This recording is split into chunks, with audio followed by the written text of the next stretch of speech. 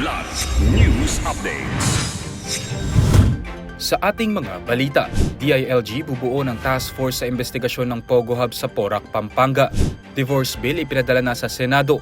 Higit 8,000 pamilya apektado sa pagputok ng Mount Canlaon. At 126 Independence Day ipinagdiwang sa iba't ibang panig ng bansa ngayong araw. Ako po si Cesar Soriano, kasama ang buong puwersa ng Kidlat News Channel para ihatid ang nangungunang mga balita sa buong kapuluan.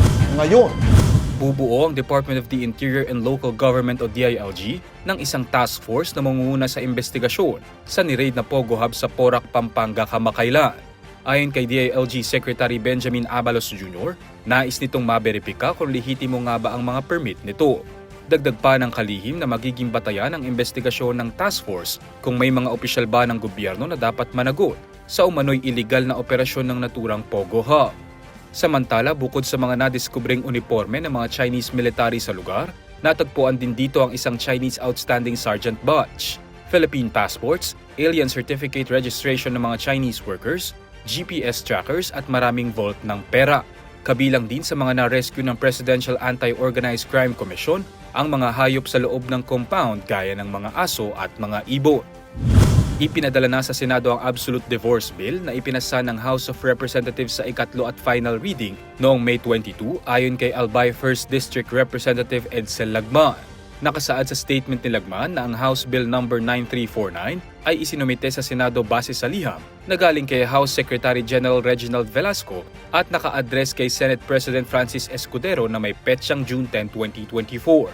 Ayon kay Lagman, ang transmittal ay compliant sa kanyang request. Ibig sabihin, hindi nahihintayin ang plenary action ng Kongreso sa pagsisimula ng session sa July 22 bago ipadala ang Absolute Divorce Bill sa Senado. Umabot sa mahigit 8,000 pamilya ang apektado ng pagputok ng Bulkang Canlaon ayon sa huling datos na inilabas ng National Disaster Risk Reduction and Management Council o NDRRMC. Ayon sa NDRRMC, umabot na sa 8,479 ang apektadong pamilya o katumbas ng 29,137 na individual sa 24 na apektadong barangay sa Negros Island. Nasa mahigit 1 milyong pisong inisyal na halaga naman ang pinsala nito sa agrikultura kung saan 1,706 na mga magsasaka at mangingisda naman ang apektado. Samantala, 7 volcanic earthquakes naman ang naitala sa Bulkang Canlaon ayon sa 24-hour monitoring ng PHIVOLCS kung saan nananatili pa rin itong nakataas sa Alert Level 2. Pinangunahan ng mga opisyal ng pamahalaan ang paggunita sa 126 Philippine Independence Day sa iba't ibang panig ng bansa ngayong araw, June 12.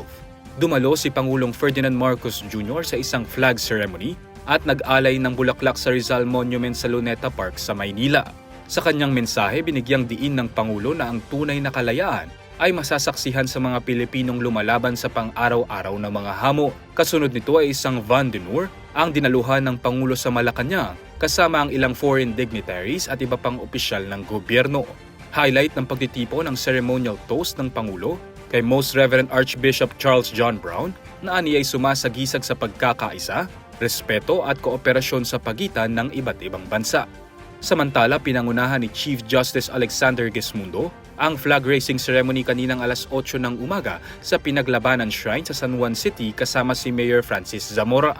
Isa ring seremonya ang idinaos sa Emilio Aguinaldo Shrine sa Kawit, Cavite kung saan dumalo si Senator Ramon Bong Revilla Jr., Mayor Angelo Emilio Aguinaldo at ilan pang local officials. Nakiisa rin sa pagwagayway sa watawat si Defense Secretary Gilberto Chodoro Jr., sa Mausoleum of the Veterans of the Revolution sa loob ng Manila North Cemetery. Sa Davao City naman, pinili ni Vice President Sara Duterte na gunitain ang Araw ng Kalayaan. Habang sa Baraswain Church sa Malolos, Bulacan naman, nagtungo si House Speaker Martin Romualdez upang dumalo sa isang seremonya kasama si Bulacan Governor Daniel Fernando. Tema ng pagdiriwang ngayong taon ay kalayaan, kinabukasan, kasaysayan. Para sa Kidlat News Update, Renzel Lenon, nag-uulat. at inyo pong natunghayan ang mga headlines sa nakalipas na oras. Manatiling nakatutok para sa mga susunod na updates at breaking news. Ako po si Cesar Soriano, kasama nyo sa bawat pagputok ng balita.